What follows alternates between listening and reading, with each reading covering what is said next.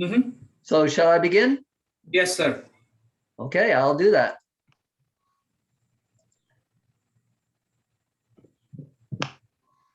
And just waiting so I can start the slideshow.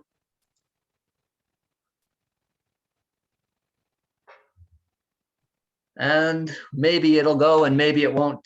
Zooming slows everything down on my computer, so we might have to just do it this way if it doesn't do the slideshow.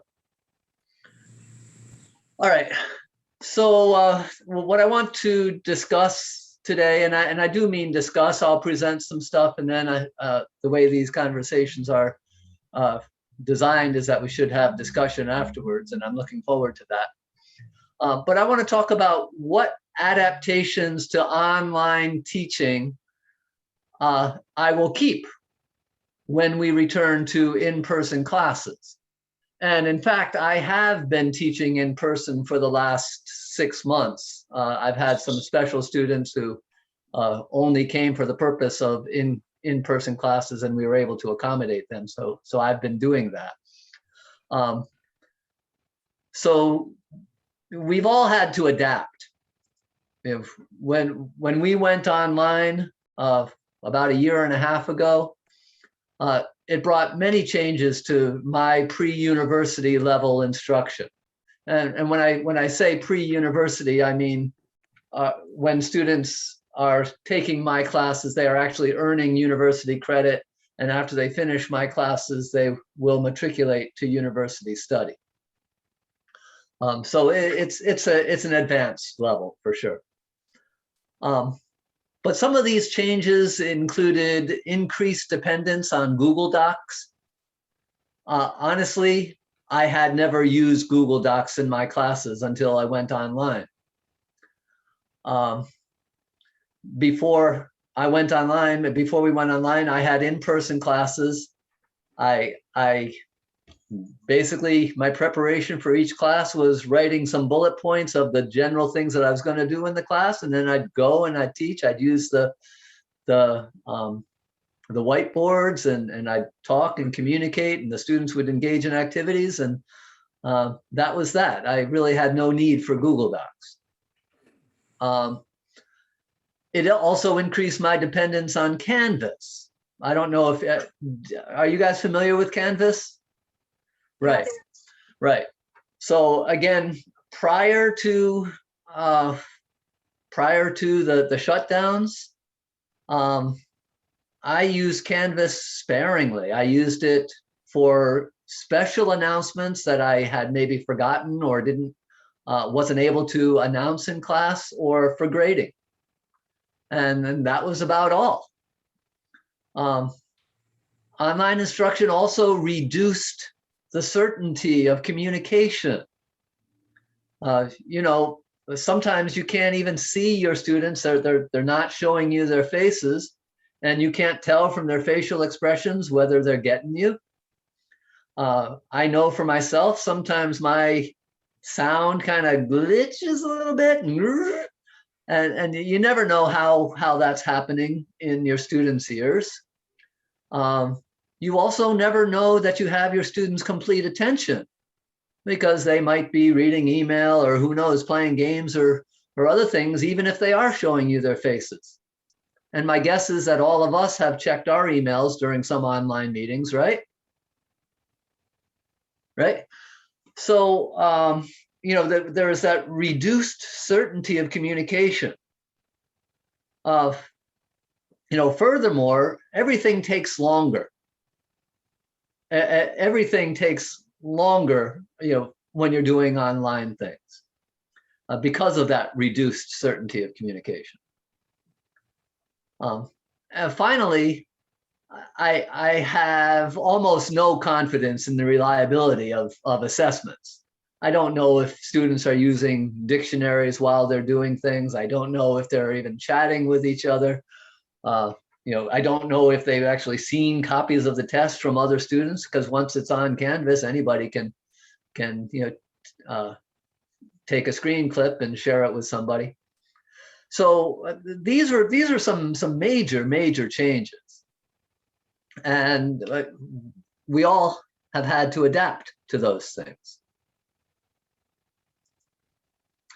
So of all the adaptations that I've made, what do I really, really like, and what will I keep when in-person classes resume? This is the crux of this presentation. And the first thing that I want to stress is that I've come to welcome and use to my advantage redundancy of communication. Right? It used to be when we were in person, I could say something in class and I knew I said it. And if the students, especially their advanced level students, if they're not understanding what I'm saying, that's sort of on them a little bit. Right? And if I knew that I had slightly lower level students, I would make sure I wrote important things on the board. Right? But again, I didn't necessarily rely on redundancy of communication.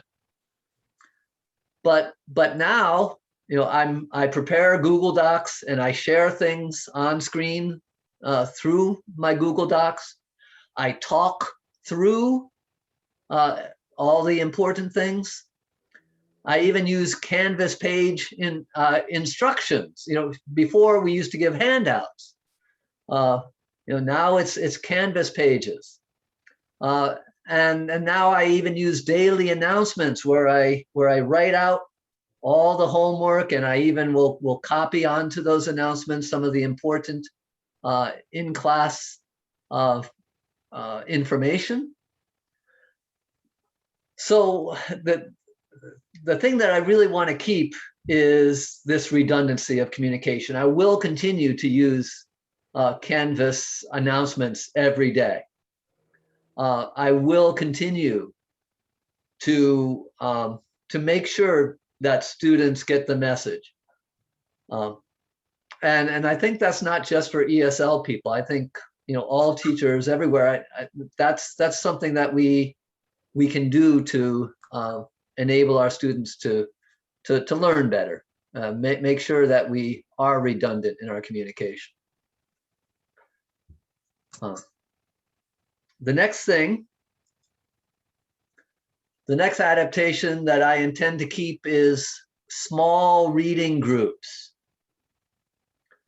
It used to be when we had in-person classes that in my reading class, my reading writing class, we had textbook readings that were short readings, and we analyzed those. We had comprehension questions and all sorts of things like that. We had vocabulary words that were associated with those, and we studied those intensively in class.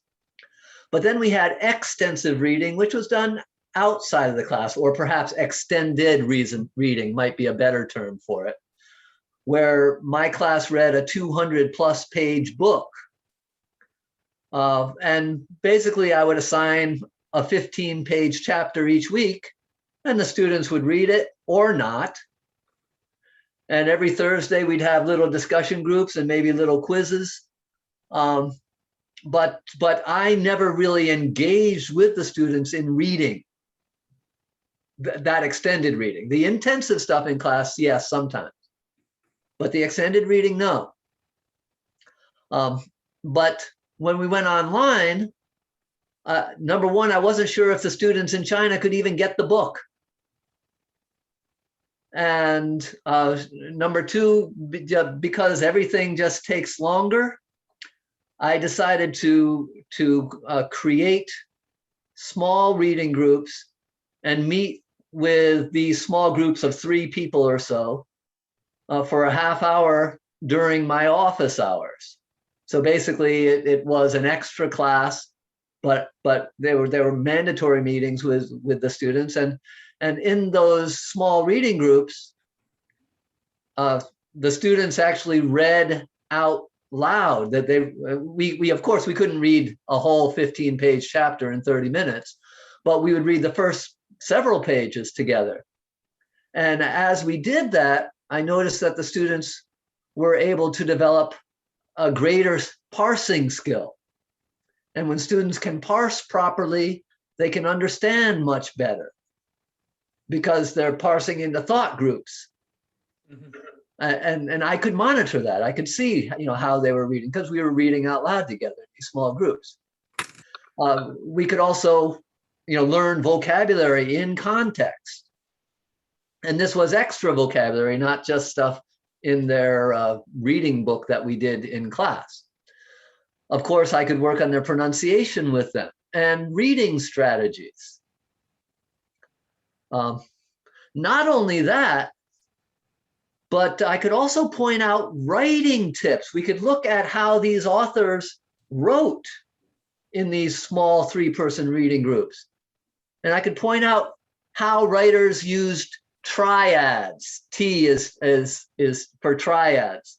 These groups of 3s that give writing a well-developed, mature, almost poetic feel.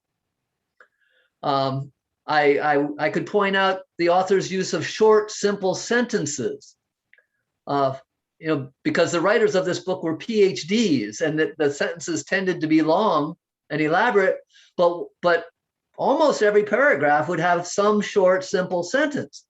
And why did they do that? Well, it was to emphasize a point. And this writing style I was able to teach the students through these small reading groups, which I never was able to teach before. And probably you all know that we typically don't want our students to begin sentences with and, but, or so, because it gives a run-on kind of feeling to their writing. But these real PhD writers do sometimes begin sentences with but. And I'm able to identify these things and say, why? Why did they start this sentence with a but?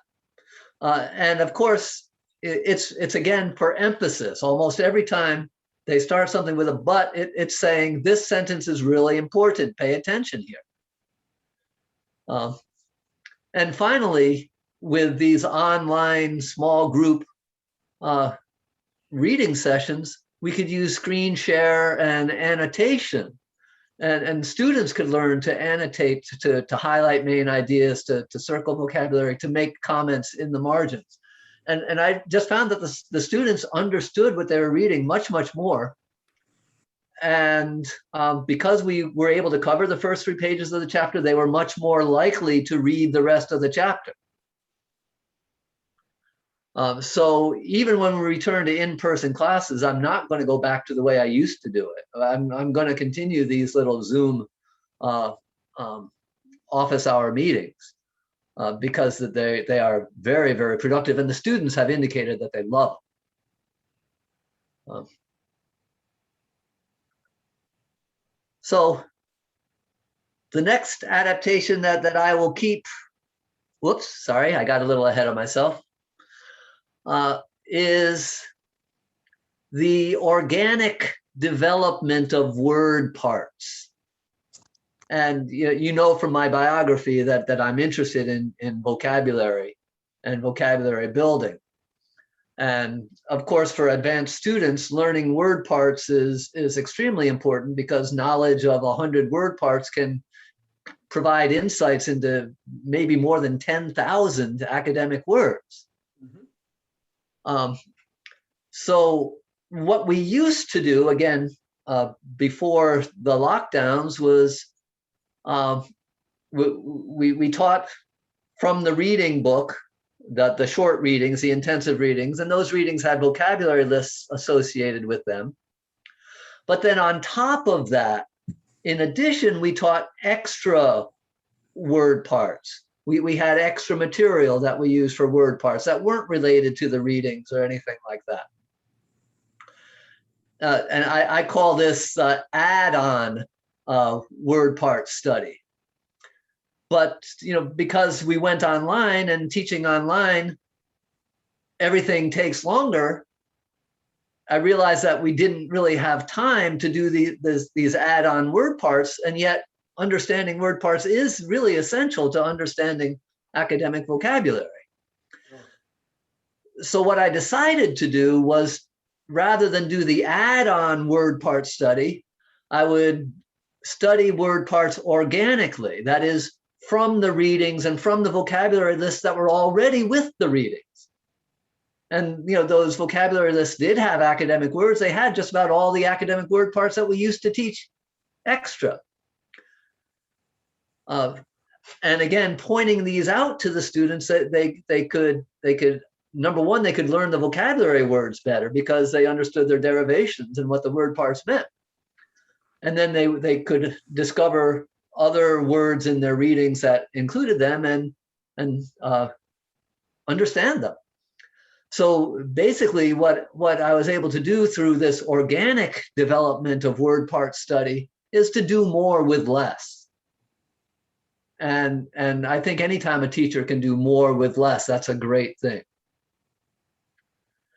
And word parts are not the only thing that you can teach organically. You can teach grammar organically rather than using grammar textbooks, additional grammar textbooks. Look at the grammar that's involved in the readings and identify them and teach from them. Writing skills can also be done organically, like I said, the use of short, simple sentences and even beginning sentences with but sometimes for emphasis. So definitely this organic development of material, I want to keep doing. I don't think I'm going to use that add-on material anymore. I'll use organically developed word parts. And the last adaptation that I will keep, and this addresses the reliability of assessment issue. And that is that I developed short email quizzes rather than using longer tests that are on Canvas that you can only use once. And then once you've used them, who knows what the students have done with them and who they've shared them with and how valid they may be in the future. What we would do is we would discuss the readings. And once we had finished the discussions, I would just ask one open-ended question and give the students 10 minutes to write up a paragraph and send it to me by email. That way they would directly correspond with me. It didn't depend on Canvas quizzes that could easily be cheated on, and the students had only 10 minutes to do it, so they had to know what they were writing about.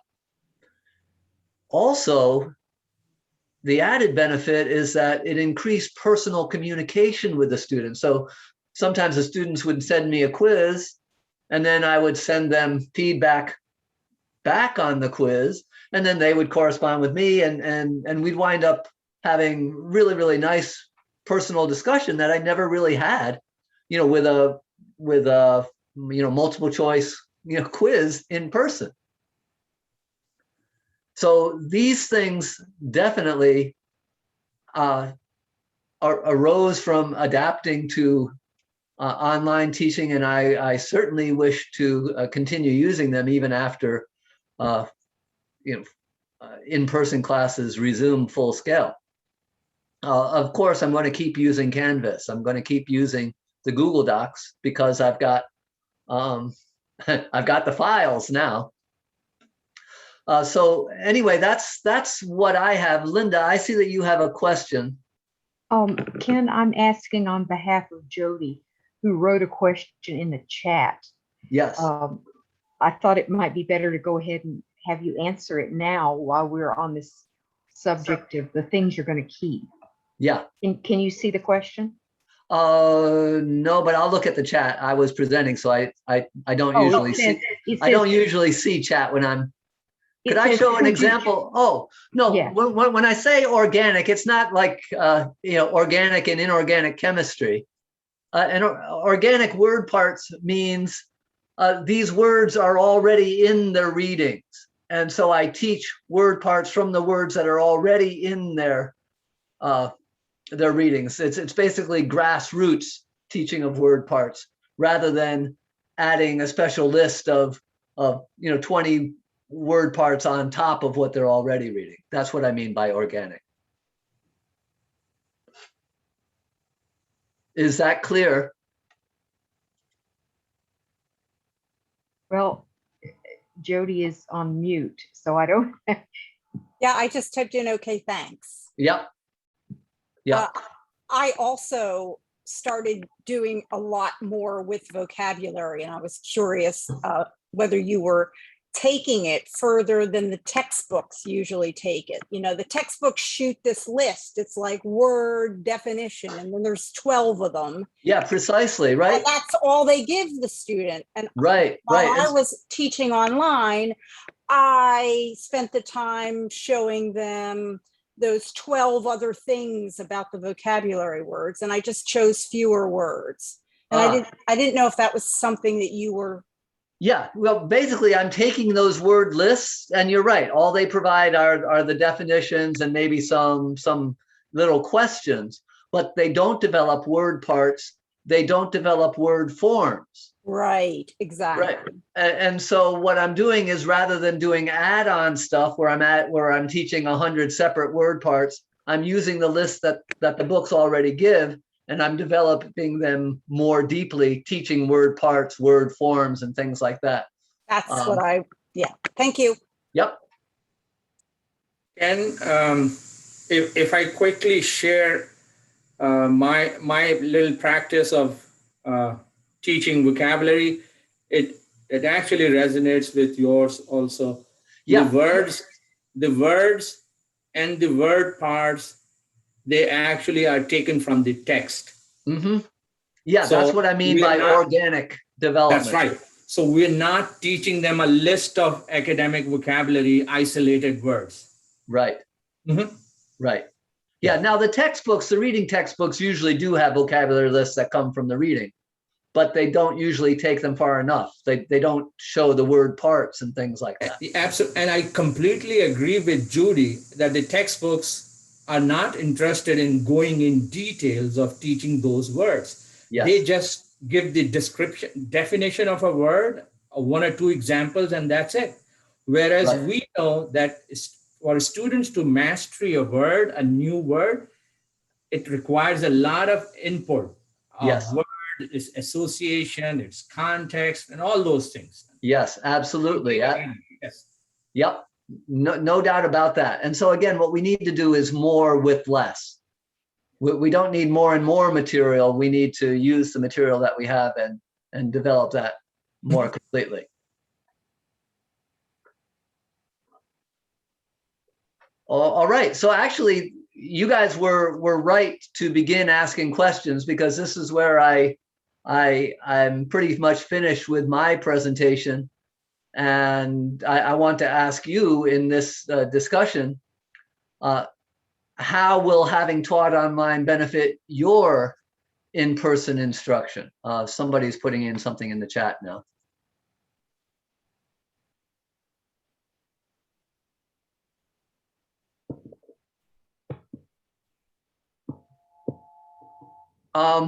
No, this question about everything takes longer.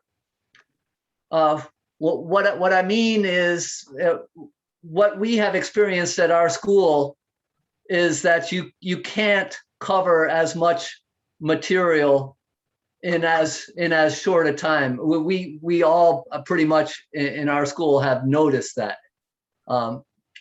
Basically, everything takes longer. It's not that technology impedes the learning process.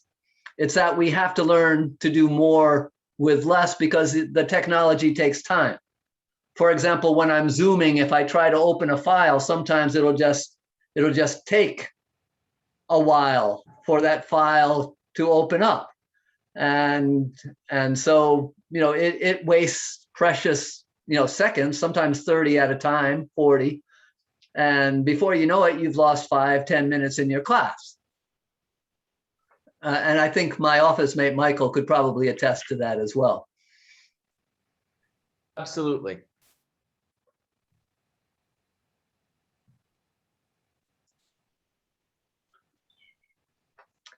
Ken, So- if I can just start the discussion. Yes, please. I've been teaching hybrid courses for a number of years. So for me, it wasn't such a big change in terms of the use of technology.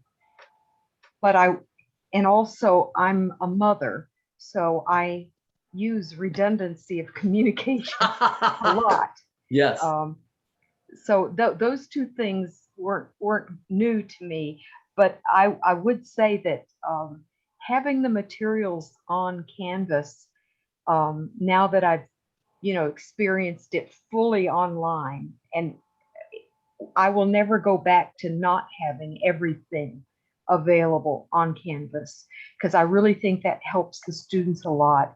There's this place that they can go to if they missed class or didn't get something, they'll always have a place for it. So I think that redundancy comes also in the very existence of the online platform where all the stuff is there. So let me leave it at that and see what else others have to say. Well, I agree a lot with Linda. I mean, I'd never had a place before that everyone could, have everything from the course. So I think as a repository, I think Canvas is great. The other thing is I resisted for a long time grading writing or marking writing online.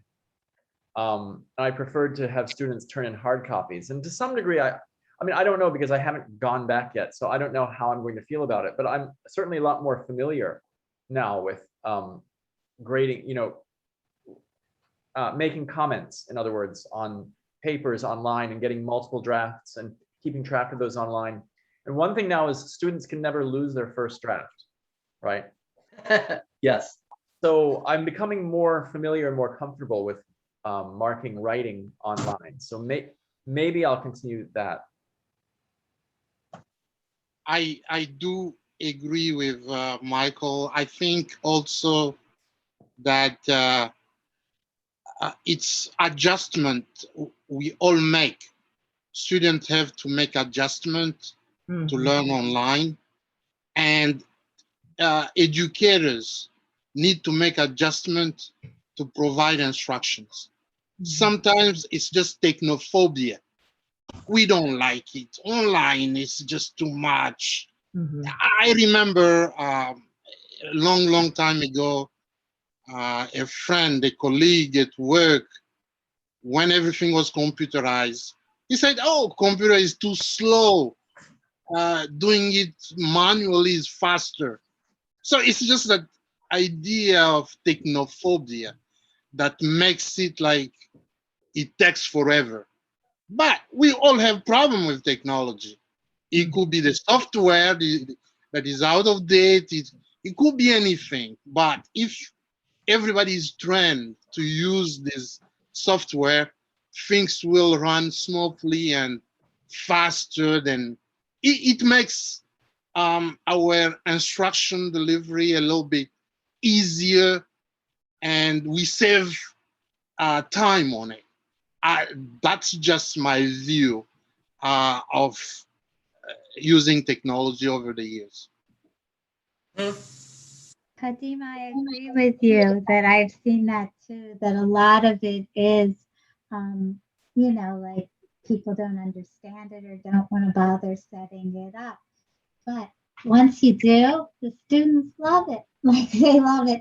Like I had such nice comments because they could see for the whole class what we were going to do. And as Linda said, they could go back and they could review a lesson. It was so cool for them. Like the lesson didn't happen and disappear. They could go back and review it again. And I left all the worksheets up and everything so they could practice more if they wanted. And I also would email the students extra work. Like if a student needed help in something, after each class, I would email them some extra work. So I'm going to continue that too. Like even though I'm going to be in class, if I see a student that needs extra work, instead of handing it to them, I'm just going to email it to them. And then they'll have it forever again that they can track and see. Fair point. Okay. I had two things I would like to add. The first one is when I was teaching online, I started using images. Oh my gosh, I used so many images. I never used images very much when I was in person because it meant I had to walk over to the computer, project it on the screen. But online, you know, it's just, I would prepare my Google slides in advance and they loved it and they got it. And the other thing that I'm doing in addition, I'm planning to do in addition to using a lot more images is that I'm still planning to prepare Google Slides for an in-person class because I was so smooth online and I was never smooth in person. I was always flipping back to my paper to see, oh, what's next, you know, because I would have a lesson plan, but it's not in my head. But if I had already put everything into a, you know, a slideshow, it just looks so polished and professional and the students are just like right on top of things. So those are my two that I'm going to keep. Yeah, those are very good. I liked especially the first idea of the images. I found that I also have been using more images again, and it's in preparation, you know, on my Google Docs. I don't usually use Google Slides for the class presentations, but I go through a Google Doc, so it's about the same thing. But I have photos of hedges, you know, for when I talk about hedging. You know, Yes. you know, various things like that. Yes. Yep. My Ken, two things that I want to share, and I want to keep when I transition to in-person teaching.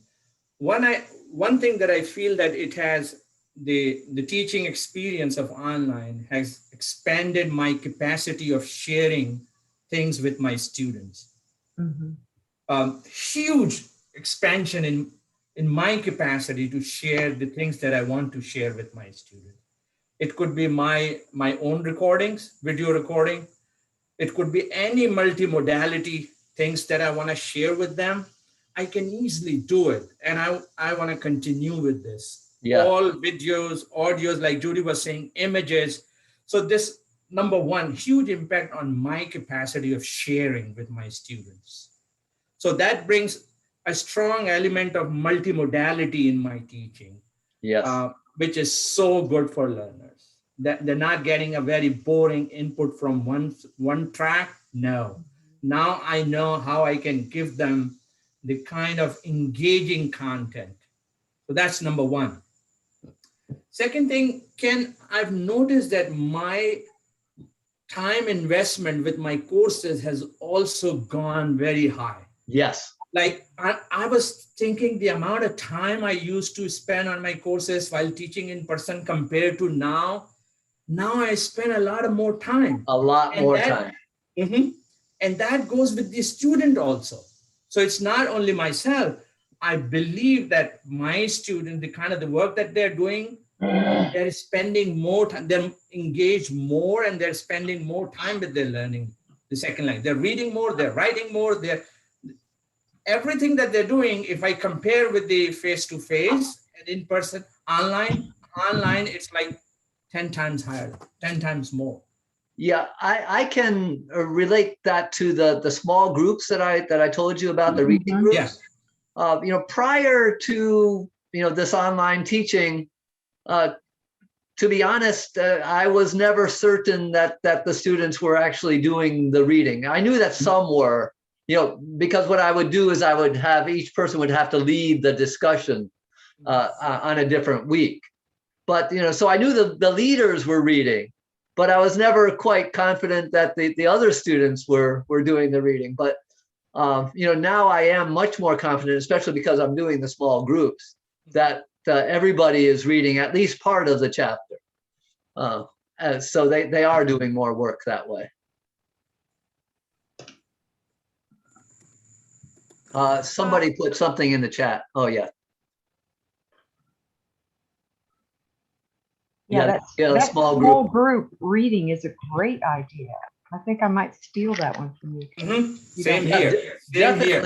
Definitely do that. I was reluctant to do it, because I knew it would take more time from me. I knew, I dragged my feet, but when I thought, they might not even have the book, they might not be able to do it at all. I don't have much choice. And then once I started, the benefits were just raining down. This was really, really effective. I don't And know. I'm also going to use it. I'm telling you. I really love the idea. I'm going to try it in my classes. I also agree with what Jody said and what Max said about, the multimedia and the, engaging content. I think you're right. Everything does take longer because I don't know about you guys, but in the beginning, the students were not confident with using all this technology. Not all of them were, at least. So there was some teaching that went on there too. Like Yes. when we first started, they didn't know how to use Canvas, and now everybody does, and stuff like that. But I always felt like we had an obligation to communicate with them as much as possible and redundantly and in as engaging a way as possible in order to make language learning happen, Mhm. Absolutely. So I think these are all great ideas. I think the multimedia, makes me think of diverse learning styles, and I think it's all good, and we should retain all this good stuff, even when we go completely face to face.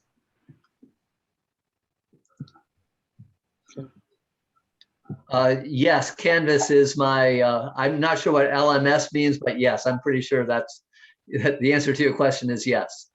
Learning management. Management system. That's it. Yes. Yeah. Yep. Like Yeah, go.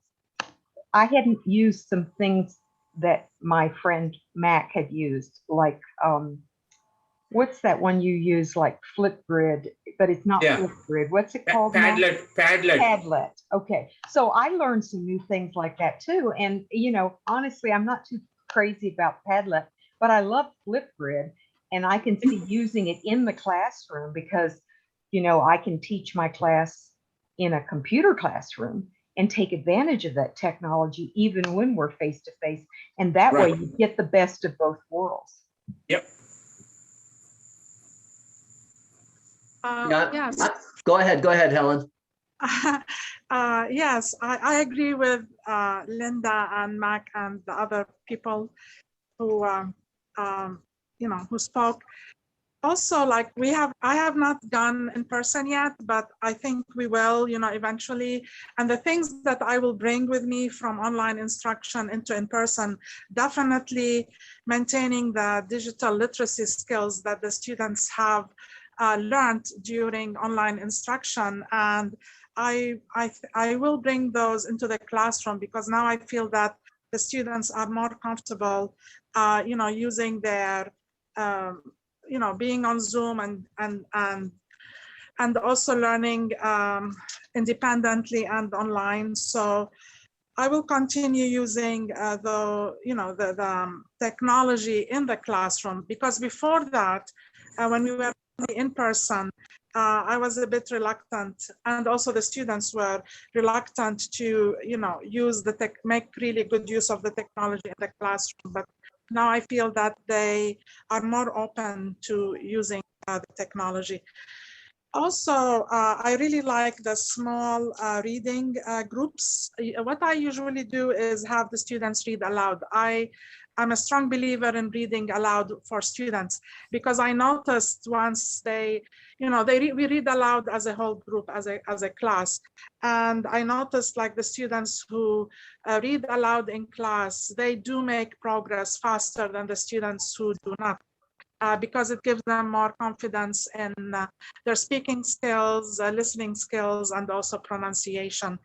So I like the small reading groups, and I like that, I also like the the word parts, the development of word parts. I sometimes do that when we are reading, like I choose a word and then I look at I ask them what part of speech is it. So when you said word parts, did you mean like part of speech, the adjective, the adverb, the verb, the noun from the words, and No. maybe suffixes, prefixes? Yeah. Oh, What okay. I mean is word roots and prefixes and suffixes. Yeah, I don't mean part of speech. I mean word parts. Yeah, okay, so like breaking down the word into syllables and what's the base, what's the suffix, what's the prefix, and also, yeah, Well, like a word like inconspicuous, right? In means Yes. not, con means together, spic means look, right? And US makes it an adjective. So it's an adjective of being able to see of not being able to see something together. right. Right? Yeah. Yes, I do like that because it does expand the students' vocabulary, and also it gives them more confidence to use these words and to understand them better when they read. So Helen, yeah. no. Yes. If you are done, I just want to compliment Ken on one point. I really love it. Before I forget it, Ken, Yes. the best that I got from your presentation is this: things should be organically taught, which means any vocabulary, anything, any grammar that you are teaching, it should not be coming on top down. It should evolve from the lesson that you're teaching, the text that you're teaching. Yeah. I think sometimes we overdo textbooks. We don't necessarily need a reading text and a writing text and a grammar text. We can teach writing and grammar from a reading text. Along with vocabulary and word Absolutely. and everything Absolutely. else. Absolutely. Ken, I was going to ask you, my higher level students really enjoy sometimes when they can see how to use a word as like a noun and then Yes. a verb and Yes. like you said, and then an adjective. So we make the little chart and we say, Yeah. Yes. So they like that online too. And I'm definitely doing that when I go back. Right. Yeah, those word forms. It's really important. If you've ever looked at the academic word list, I don't know if you all are, that academic word list is not a list of academic words. It's a list of academic word families. And if you understand that, you're not teaching enough if you're just teaching the word. You have to teach the family around it. And then you get the effectiveness of the academic word list. With the academic word list, does that also include like tier 1 and tier 2 and tier 3 words, or is that different? Yeah, well, the academic word list isn't divided into tier 1, tier 2, and tier 3 words, but it does include mostly tier 2, mostly tier 2 words. Yes. That can be used across disciplines, across precisely. Yeah. If you want to know the theory of the academic word list, I can tell you about that. Yeah, that would be, if there's time, I don't know. Yeah. So basically, we've known for 70 years pretty much what the basic 2,000 words of English are. But what we didn't know until about 2000 was how to get from that basic 2,000 to a college vocabulary where college students have vocabularies of 20,000 to 30,000, and how to get from that 2,000 to that 20,000 in an efficient way. And what the academic word list did was it took all sorts of academic texts and found the most common words that were not on the basic 2,000 words. And it turned out to be 570 families when added to the 2,000 word list, got you up to about 90% comprehension of words on pages in academic text. It's still not quite enough, but it's very, very efficient. 570 families is a very efficient way to get close to academic reading proficiency. Can I add just something, because Ken and I not only are office mates, but I'm also a big fan of the academic word list.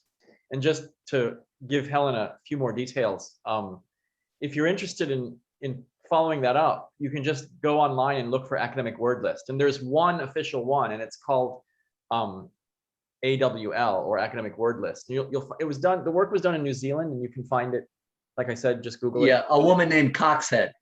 Mm-hmm.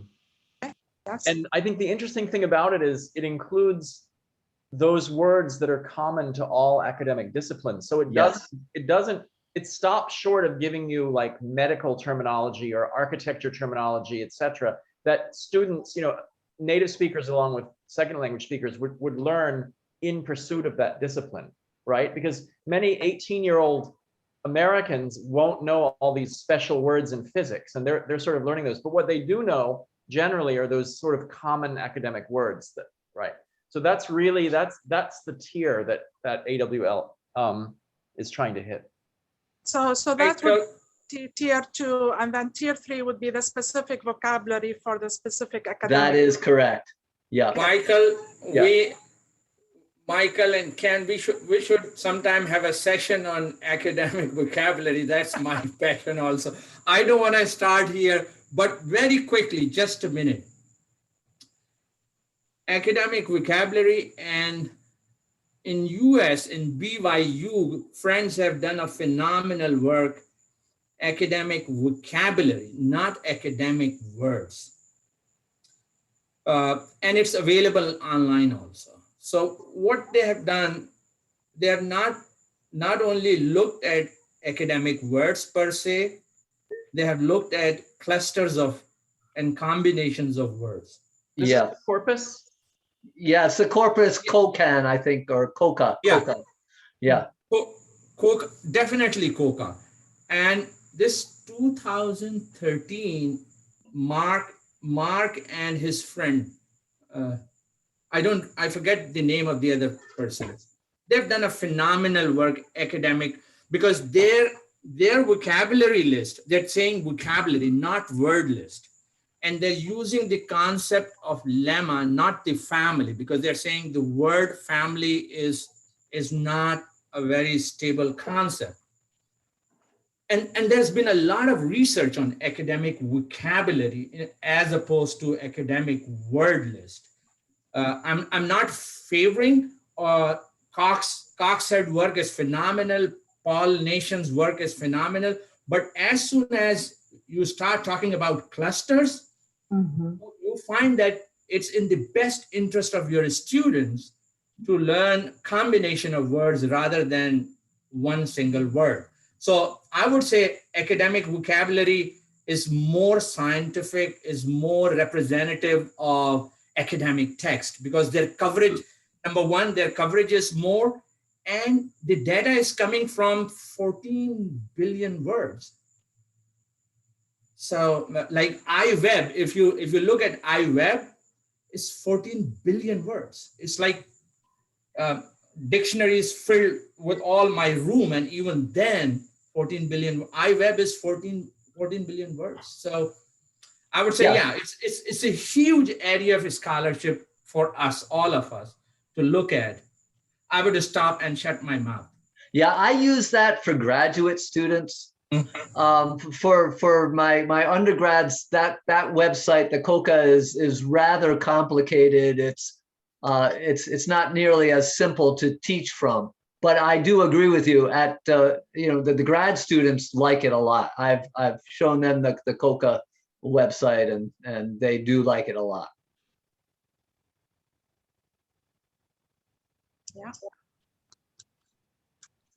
And COCA is extremely good with collocations.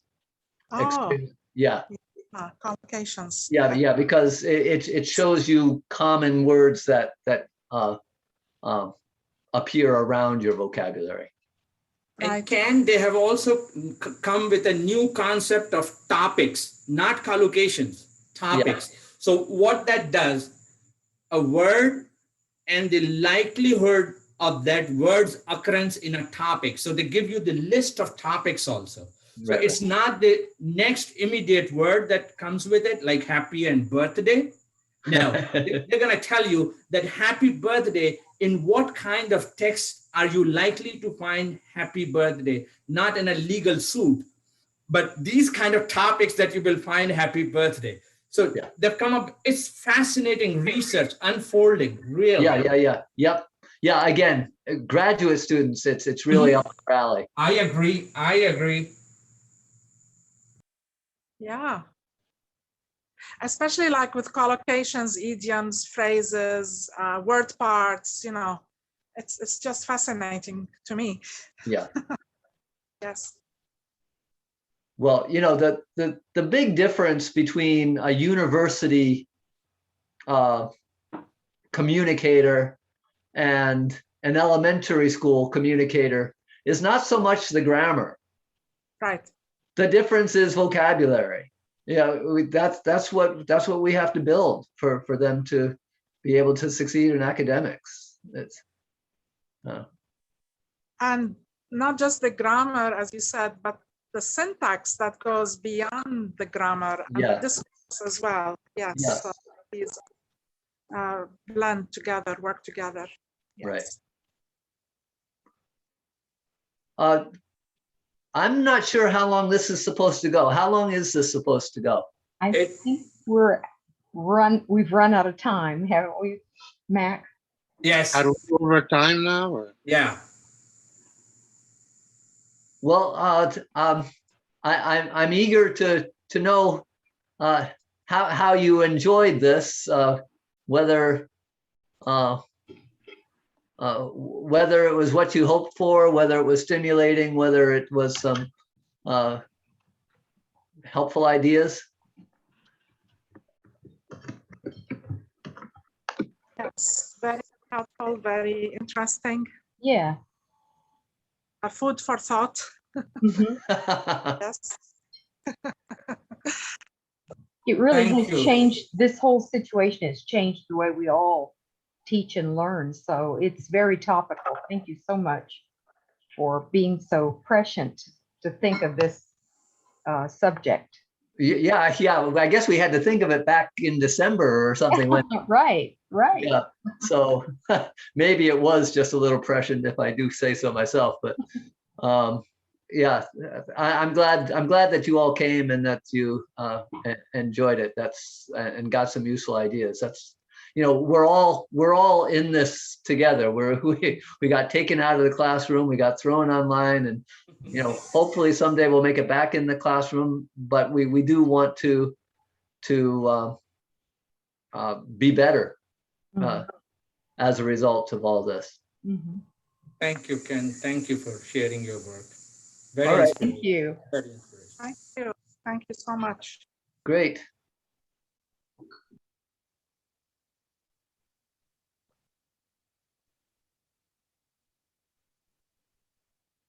Oh, goodbye. All right. Bye-bye. All right. Bye-bye. Bye-bye.